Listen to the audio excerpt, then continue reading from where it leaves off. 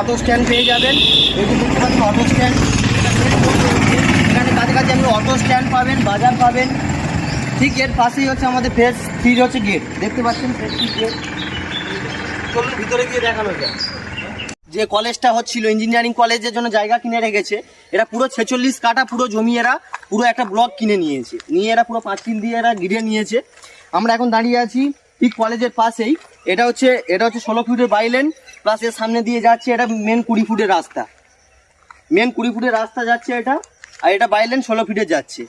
এবার আপনি যদি মনে করেন এখানে কত কত কাঠা দিয়ে জমি শুরু হচ্ছে, এখানে আমাদের সব থেকে কম 1440 স্কোয়ার ফিট, মানে 2 কাঠা থেকে আমাদের জমি শুরু হচ্ছে।